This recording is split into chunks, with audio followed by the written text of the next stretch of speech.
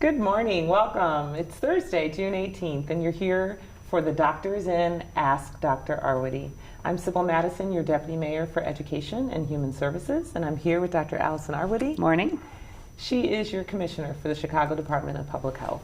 This is where you can get the latest on COVID-19 in Chicago, and it's also where we answer your questions. You can put them in the box below, and you can send them to us through Facebook or Twitter using the hashtag AskDrArwady. We're going to check our social distance. That's good. Our physical distance. Yes. We're good. I think that's your number one thing to be keeping note of while we're in this cautiously reopened phase, is to keep our distance even if we have face coverings on. Why don't I turn it to you, Doctor? All right, sounds good. So we promised folks on Tuesday that we would do a little bit more about data today and look at that and take a quick look at the dashboard, so we'll be doing that.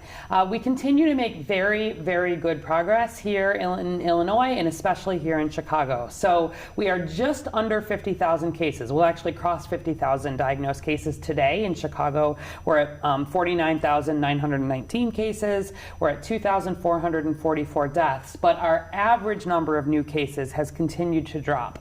And I'll remind you that we pay a lot of attention to this average number of new cases because this is what the CDC uses to put different areas of the country into high risk, moderate high, moderate, low, etc. And we, for the very first time today, have our first day that we are out of that high risk, that high incidence level for Chicago, and we are just starting to be in that moderate high. Now, technically, we have to have 14 days in that moderate high to be considered moderate high. But nevertheless, we're down to an average of 185 new cases a day. And Doctor, is that a 7-day that's average? Well, it's a 7-day average, but this is a per day. So we're adding 185 cases every day at this point, averaged over the 7 days. And we don't use the last few days worth of data because, as we know, it can sometimes still take a few days for data to come in. So, but that's really exciting because it's the first time we're under 200, and we continue to make really good progress there. So it's our first day. We got to have 14 days to be in that moderate high. To get to the moderate, we really have to be under 100 new cases a day. So we still have a ways to go to be to moderate, but it's definitely progress. We're also at 14 deaths per day. So considering that at our peak, we were at more than 1,000 new cases a day, we were at more than 50 deaths a day, major progress is continuing. Let's look at our overall maps quickly. So this first one is just our regular epi curve. That black line is the 7-day average. You can see it really continues to come down very nicely. The next graph is our testing and our percent positivity. So overall, you'll remember that our testing numbers had fallen off a little bit right around the time that we had moved into phase 3. And a lot of that was being driven by a lot of the unrest that was happening sort of after the protests. And we also had some bad weather days, which affects the outdoor testing sites, and a lot of our clinic sites were down. So we've been working hard to get those testing numbers back up, and they are back up. Our 7-day average now is back up to 4,736 tests a day. We've set 4,500 as that minimum mark where we need to be. That's where we're testing 5% of Chicago residents every month. And our percent positivity, that's the dark blue line there, continues to come down. It's actually down to 5.4% across the whole city, which is great. Also, we'll look quickly at our hospitalization data here. Again, that black line is our 7-day average. You can see that's coming down really nicely. We've still got more than 20 people a day being admitted to the hospital here in Chicago, but compared to where we were, again, huge improvement. And then finally, our death data here, also downtrending. Like I said, we're down to about 14 deaths a day on average, and we'd like to see that come even further, but progress has been good there. Then let's look at a couple of our maps. So this first one is our testing rate by population. And now that we have as much testing as we have, we're actually able to just start talking about the percentage of the population that's tested. Usually when the numbers are still relatively low, we talk about rates, as in how many per 100,000 or per 10,000. But now we can really talk about per 100 because so many people have been tested. So overall in Chicago, 1 in 12 Chicagoans has been tested. And this does not mean number of tests. This is actually individuals being tested. So if someone has had multiple tests, they only count once. So 1 in 12 Chicagoans have been tested, and that works out to 8.3% of the population having been tested. And if we look at this map, again, we do this in quintiles, which means we divide sort of into fifths, and sort of by zip code here, the darkest blue represents the zip codes where the highest percentage of the population has been tested. So in that highest, the darkest blue there, that's where at least between 10.1 and 11.3% of the population has been tested. So that's more than 1 in 10 people, 1 in 9 people have been tested. Whereas in comparison, these lightest numbers, that's still in the lowest quintile, that's between 1.2 and 3.9%. So that's only, between 1 in 100 and 1 in 25 people being tested. And so there are a lot of difference in terms of how much testing has happened. But importantly, we've been doing the most testing in the zip codes that have been hardest hit, which is really what we want to see. And that's important because it means that our percent positivity is not just coming down because we're testing a lot of people who are in lower risk zip codes or race ethnicities or socioeconomic status. We really are doing the majority of our testing where we need to be doing it and seeing that decrease. And so we can see that in the last map that we'll show is our percent positivity by zip code. So here, again, we don't show the last few days. So we take it through to the end of each Saturday. So this is through last Saturday, but we've made major progress here. This is our percent positivity. Remember, I just told you that the city overall is down to 5.4%. And considering that we had to hold a little bit on our transition to move into phase 3 just to get the city down to 15%. Right. The fact that, even just in the last couple of weeks, we've gone from 15 to 10 and now from 10 to 5. Really good progress. And importantly here, where we look at the quintiles here, again, the darkest blue are the highest quintile, the highest fifth of zip codes. But look at what the percent positivity is. Even in our zip codes that have the highest or sort of the worst percent positivity, it's between 8.4 and 15.8%. So at this point, we don't have any zip codes that are higher than 15.8% positivity, which is fantastic. And even that highest quintile is at 8.4%. And overall, you can see that even the next one down is between 5.2 and 8.3%. So if we continue like this, I think by the time, even looking toward the end of next week and sort of being really in a good position to probably be moving into that phase 4, there's a good chance I'd love it if we could see every zip code down, in that 10% range. We may even get there. But the state has set just a very open, 20% positivity. We're not comfortable with that here in Chicago with what our numbers look like, and we've been working hard to make sure that every zip code is coming down, and we're not sort of just seeing this benefit because some zip codes are and some are not. So things are looking great there. Hey, Doctor? Yes? How should the public square the information about us still being kind of high or moderate high in terms of risk? Yes. And this good news about positivity. Yeah, so this is that's sort of one of the most fundamental things for folks to understand. So we are making great progress here, but we still have a lot of COVID. Like, this gets to the point that literally this is the first day we've even started to be out of the high risk, and that's a countrywide high risk. And people need to understand that although our outbreak is looking very good, and exactly, the goal here is that we do this reopening at the time when your outbreak at a whole is going down, so that you don't lose that progress where you naturally see some more cases. So, do we see cases related to demonstrations and protests? We do. Do we see cases related to reopening? We do. But those cases can sort of be absorbed in the overall decline that your city is having. Some of this conversation is happening around the country. It's interesting, where a number of states never really had a very good decline and just have sort of started to reopen and are seeing some big increases and seeing some big spikes. It's important to recognize that in some of those places, the amount of COVID they've had is actually still relatively low compared to what we've had in Chicago. And so, there's been a lot of attention on Oklahoma because, Trump is going to have this rally there. And Oklahoma is on a big increase, but Oklahoma, even in its increase, they're adding fewer cases per day across the whole state of Oklahoma than we're adding just here in Chicago right Wow. now. Wow. And so the numbers there are still sort of somewhat different. Or we look at Florida, for example, which is another state where we've seen a lot of spikes. Yes. You know, they're not looking very good from an outbreak perspective, honestly. And we do care as epidemiologists. We care the most about the slopes and the directions and the way the outbreak is going. But their percent positivity in Florida, last I looked, was only around 5%. And so it's important to sort of have this perspective that we are doing very well here. But we are coming down from what has been a lot of COVID here. Yeah. And so it's why we have to, you know, while we move ahead and we're feeling good about it, understand that the risk still here is, we're still, you know, technically we've got 14 days before we're even in that moderate high risk, assuming we see things continue to come down.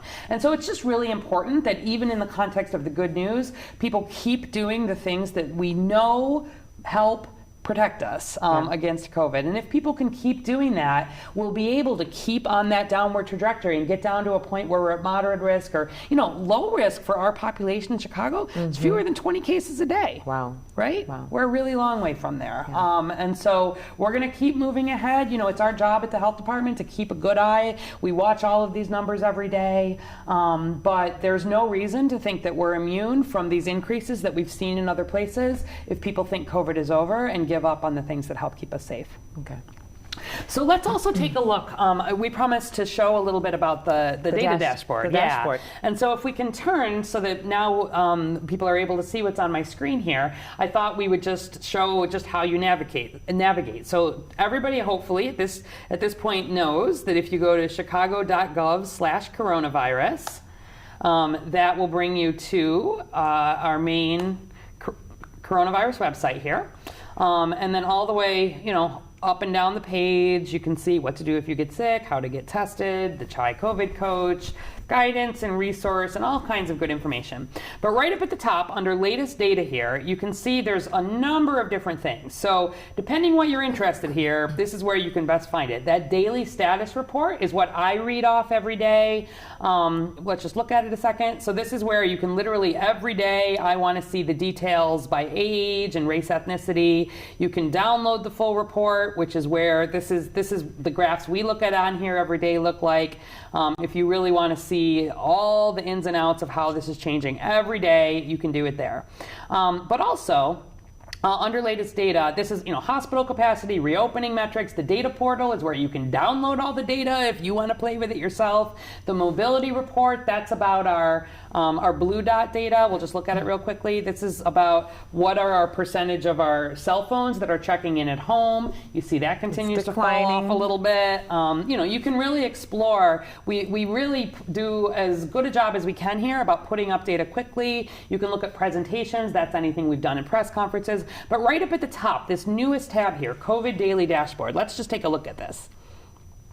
So it'll open up this new screen, and it's this is getting updated every single evening, and it's taking the data from the data portal. So that again is our raw data. We're not using any different data to put together reports.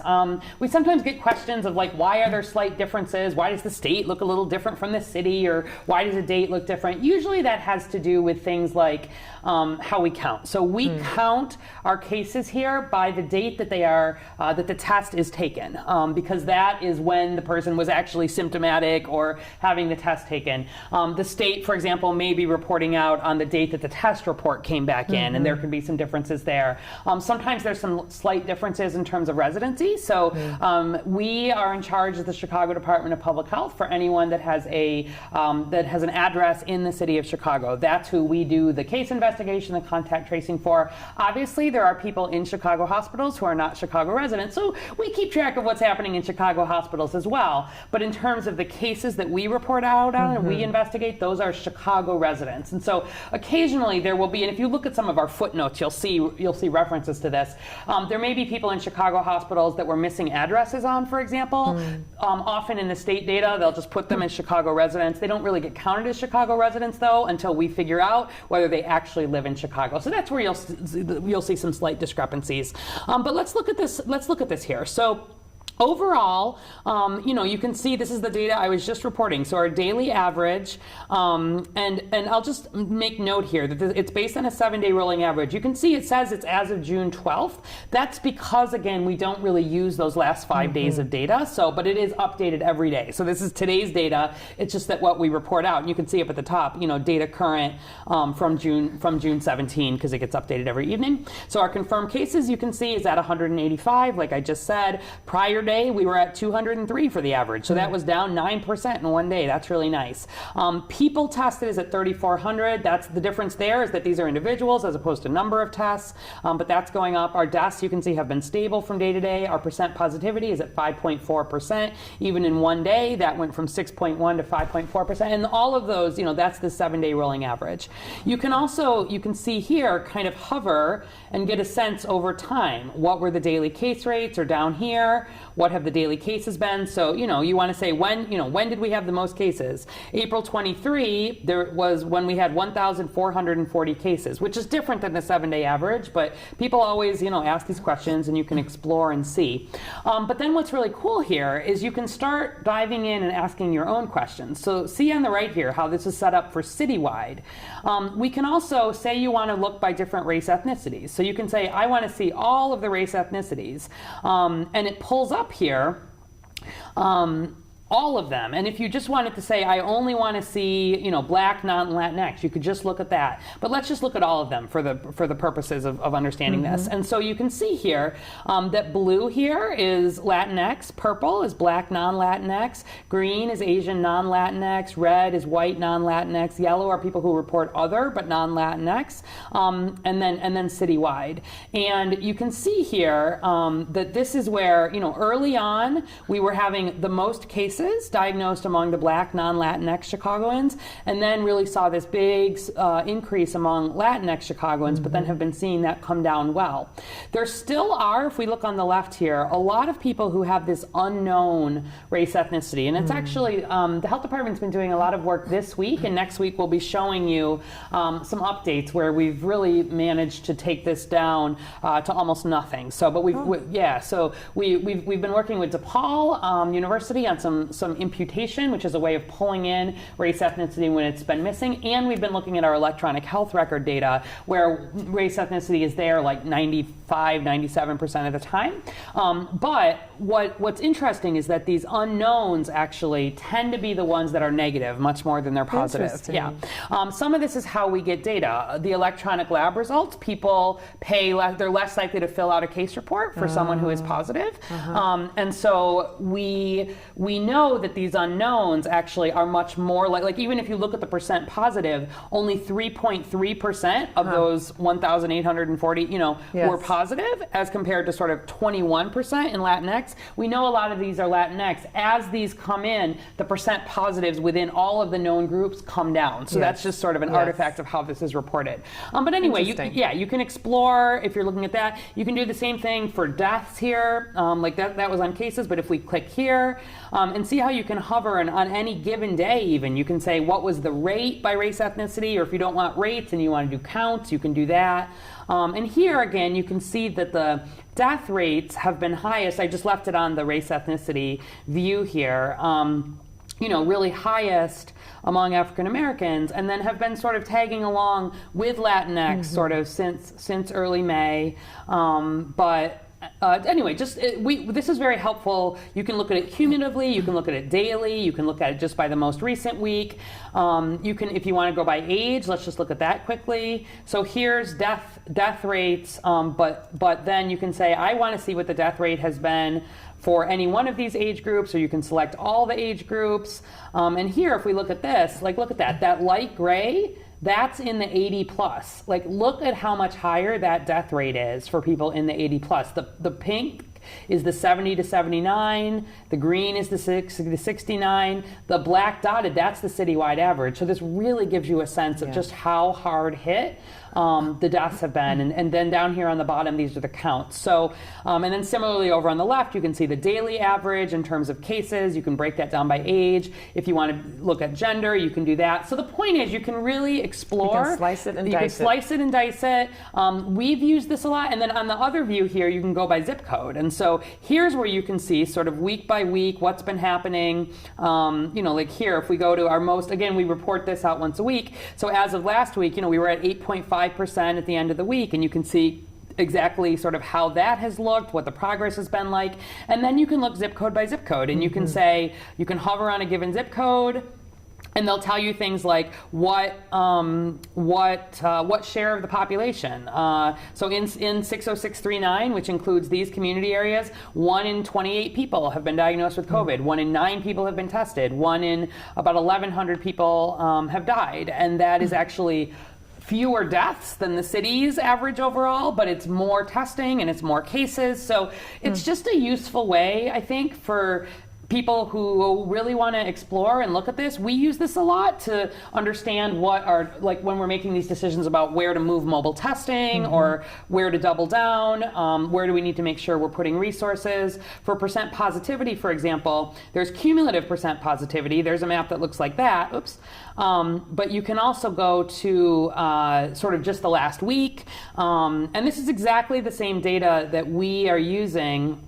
And here you can say, like, say I live in, I don't know, like some random zip code. You can click on the zip code and see, look at this, all the details for like what's been happening with that zip code, a number of cases by week. So I just encourage you to explore. If you've got feedback, let us know. We really are, this is brand new for us.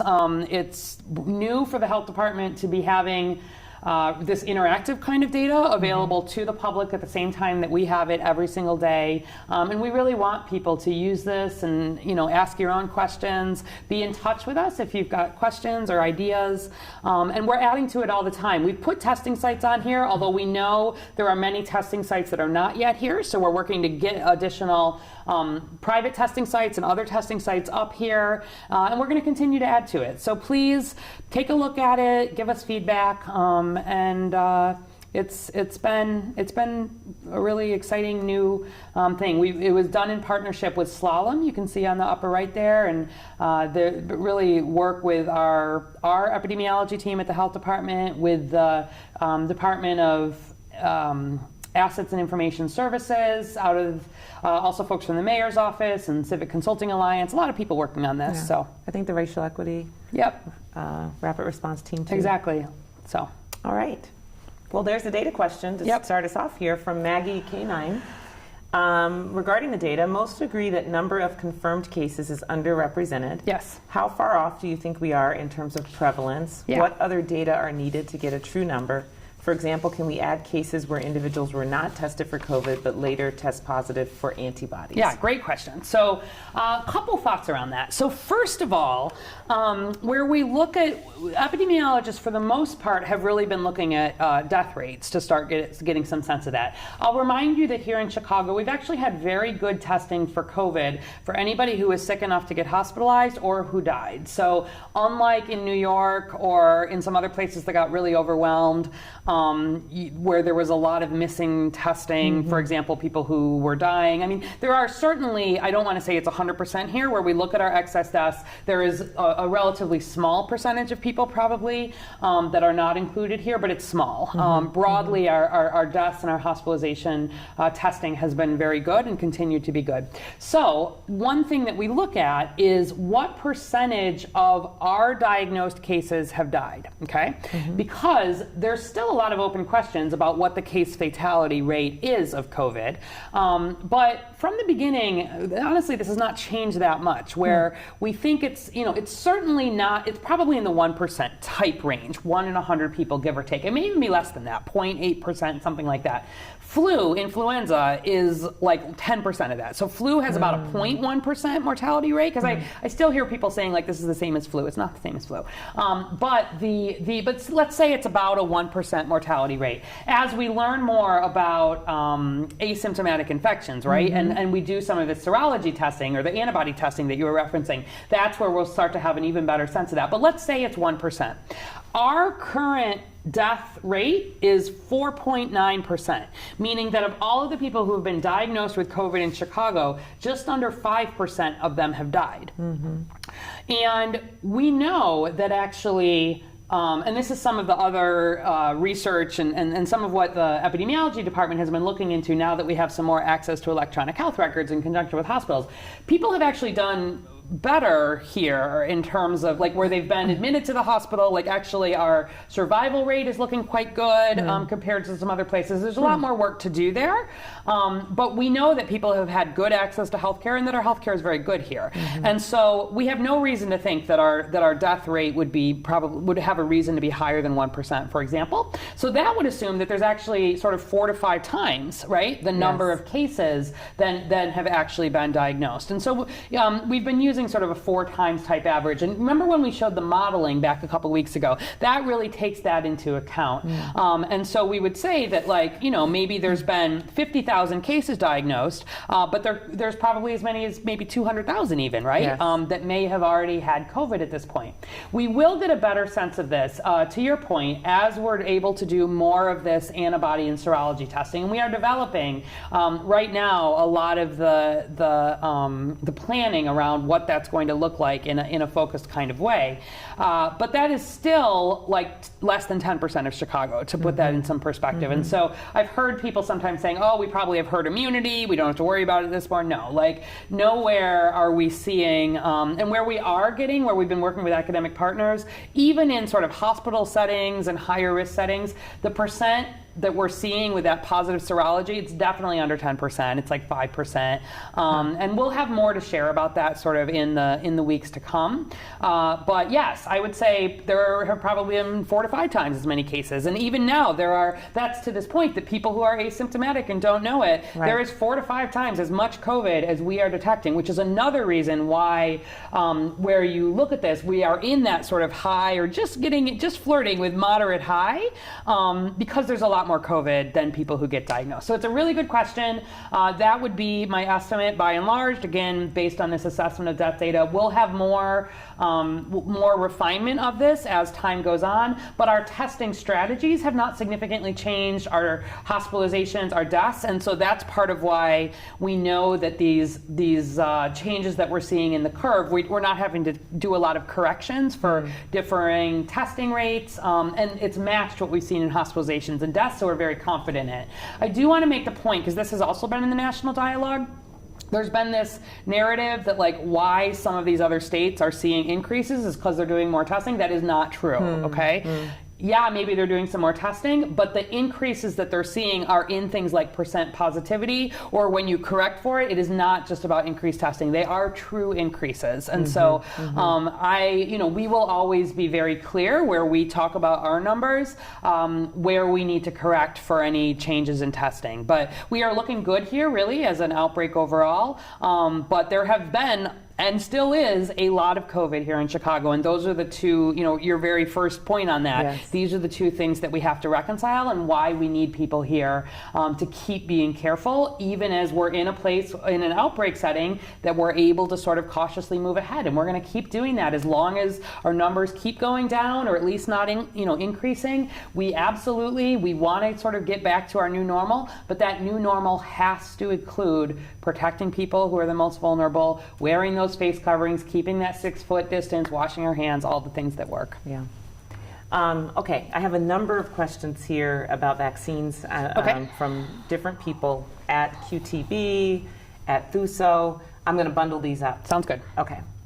So how soon do you think we'll get a vaccine? How do we know if the vaccine won't accidentally give you COVID? Okay.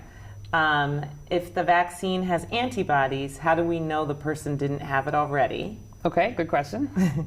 And do you think the vaccine will be 100% effective? Okay, great. So this is probably, on Tuesday, if folks went on Tuesday, we shared the news that the first vaccine that is going into the phase 3 trial, which is the big trial where it's sort of real world, and they're looking to enroll about 30,000 people in the US. They'll be enrolling about 1,000 people in that trial here through the University of Illinois at Chicago. So we shared the information if anybody wants to be part of a vaccine trial. We're especially interested in older people and people at increased risk. We're interested in making sure that people who are Latino and African American who've been hit harder in this city are part of this. So I encourage you to check it out. So not surprising, we've got vaccine questions. So let's kind of do a little, where are we on vaccines talk? Yes. Okay.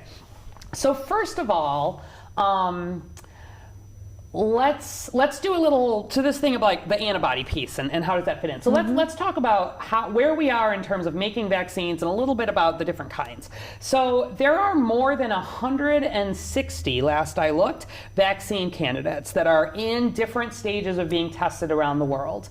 And there are... Is that typical to have that many? No, this is highly unusual. Yeah, and this is part of the, this need for speed and the fact that we've seen COVID, speed up across the whole world. It has now overtaken even malaria, all of these other things that would normally be killing many more people. COVID is what is killing people in the world at this point, especially older people. So this international sort of race and push, we've never had anything like this. And normally vaccines, the Ebola vaccine was one of the fastest ever, and that was 4 years. Wow. The HPV vaccine was about 15 years, right? It is not at all, thinking about a new vaccine in the space of a year or even 2 years is very fast. So there's more than 140, 160 candidates. And often one company will even have several different. Yes, exactly. Merck, I think, has 4 different candidates that they're trying. Here in the US, the National Institute for Allergy and Infectious Diseases, which is what Dr. Fauci leads, is the main sort of at the federal level. They help promote a lot of different vaccine trials and really drive that and coordinate that work toward a vaccine here. And there have been 5 different companies that have been identified to sort of get extra support because they have good promise for their vaccines. So that's the Moderna, which is the one that's furthest along, that's going to go into phase 3. That's the one that'll have the trial. Merck is also in there, Johnson & Johnson, AstraZeneca, and Pfizer. So those sort of companies, and they're all working, there's a lot of conglomerates within them, have gotten some additional funding and support to really move their vaccines. And each of these companies has a slightly different take on how to make a vaccine. So remember, a vaccine, you give either a killed version of the virus or an inactivated version of the virus or a little portion of the virus. But the whole point to this is how do we know the vaccine won't make me sick, is because you don't actually give the virus to somebody. And so if we take that Moderna one, which is the furthest along, that one actually doesn't give you any part of the virus at all. They actually just give you a little bit of what's called the messenger RNA, which is sort of the genetic code, just to make the little spike on the coronavirus. So remember, it's called coronavirus because it looks like a little crown, right? It's got all these little spikes. Yes. And a lot of these vaccine candidates are focusing on those spikes because we don't really have those spikes in our body normally. And if you can teach the immune system to recognize that spike and know that if I see that spike, I need to fight against it, I shouldn't get sick, right? It's a good, safe way to protect against coronavirus without having to be exposed to the parts of the coronavirus that actually make you sick.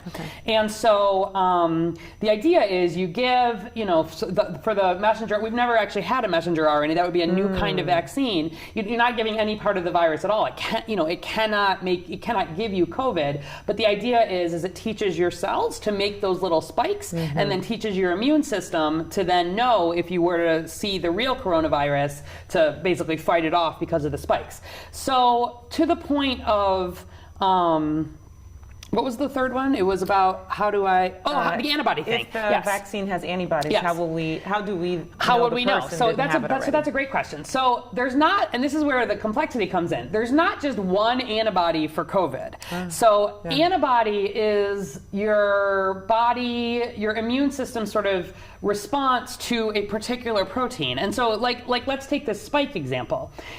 The people who are studying the vaccine will be looking for the antibody to the spike that they have given you, right? Basically, or taught your body how to make. But if you have been infected with sort of real coronavirus, with coronavirus in the wild, you will have a lot of other proteins. You will have the protein of sort of the center of the coronavirus, not just the spike. And so you can actually compare and see whether someone actually, that's one of the ways someone, when you're doing the vaccine trial, you only want to see the spike, right? You don't want to see that they've been infected with COVID on top of it. So there's actually even more, and this is part of why antibody and serology, this blood testing, is so complicated. There's different pieces to it, but that's how you would actually know.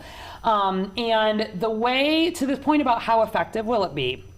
So this is why having the big studies is really important, right? Phase 1 is just about, is it safe? Phase 2 are these small trials about, does it work? And does it work just means, do you produce antibodies, basically? And do you produce neutralizing antibodies, meaning enough that would likely sort of stop COVID.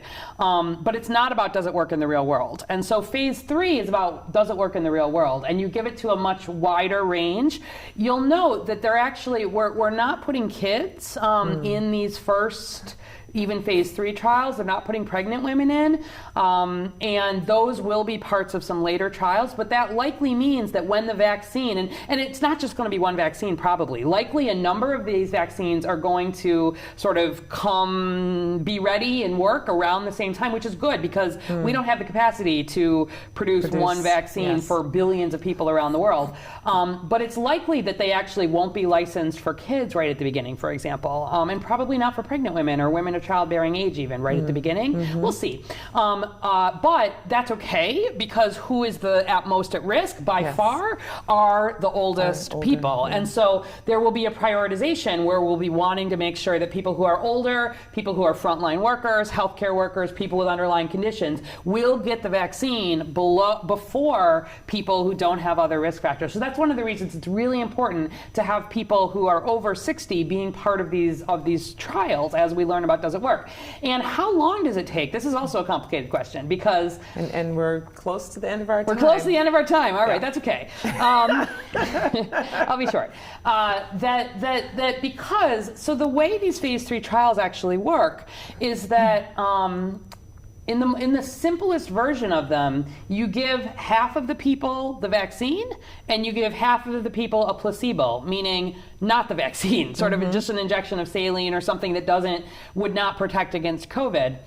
And you follow people forward then, and what you do, and the person doesn't know if they've had the real vaccine, the researcher doesn't know if the person has had the real vaccine, it's all blinded.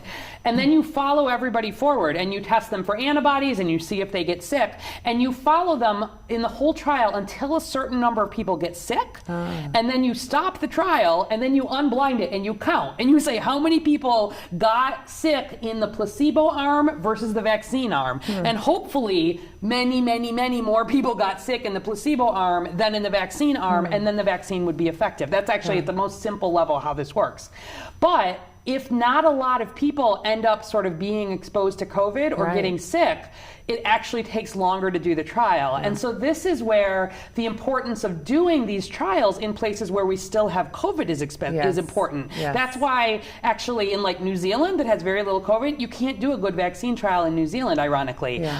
You actually need there to be some ongoing exposure for the normal way that we would do a vaccine trial. And so that's why enrolling people who are at some higher risk at baseline, healthcare workers, older people, people in some of the communities that have been hit harder in Chicago is important because that actually sort of at a societal level helps us sooner get to the understanding of whether these vaccines work. So it's going to be this complicated thing, and that's why there will be Brazil's got a number of trials going because there's sort of a big outbreak there. And where you think about risk benefit, like in terms of enrolling in a vaccine trial, it's great that people do that because that's how we answer the question. But it also, where you enroll, it's sort of best where there is a risk that you would also be getting COVID, right? Then there's sort of a benefit to the person. And so we are well set up here in Chicago to be doing vaccine trials because we still have a lot of COVID around, frankly. So there's a lot of questions, and I know that was sort of long and we could answer more, but I hope that sort of helped understand, you cannot get COVID. It's unlikely to be 100% effective. I didn't answer that last one. But even a vaccine that's 70% effective, or especially if it helps not get people hospitalized or have serious illness, that would be an amazing step forward, and we'll take it.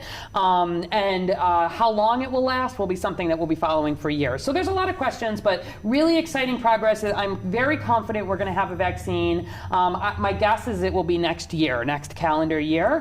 But a lot of this just depends on how quickly these trials can happen, and you can't speed along doing good science. The FDA No. will not approve a vaccine until they know it is safe, they know it is effective, and it's had the appropriate testing in the wide enough variety of people to be very confident that it is appropriate to be providing out universally. So Yeah. Well, it's exciting to know that Chicago's playing a role. Chicago's playing a role, and you'll in the have more development. opportunities. Northwestern's likely to be part of one of these other trials, probably starting next month. I'm sure some of the other large institutions will be on. So yeah, if you're interested, enroll in a vaccine trial. It's a great way to be part of contribute. Yep. Okay. Well, hey, we only have time for good news. All right. What do you have? What do I have? So mostly the good news is that we're making good progress, I will just say. I have a couple things on here. One is just an ask, actually, and a reminder for people to fill out their census. So Yes. this is a little more in the things to do range, but we're still only at a 54% Oh. response rate across the city. And we've got some wards that are as low as a 36% response rate. And let me tell you guys, We're going to feel it. we're going to feel it. Things like how much money the health department gets for COVID, how much money the city gets for rebuilding and for economic development. That is first and foremost dependent on what our population is. And what our population is determined by whether we fill out the census. And so we really, really, really need to get those numbers up.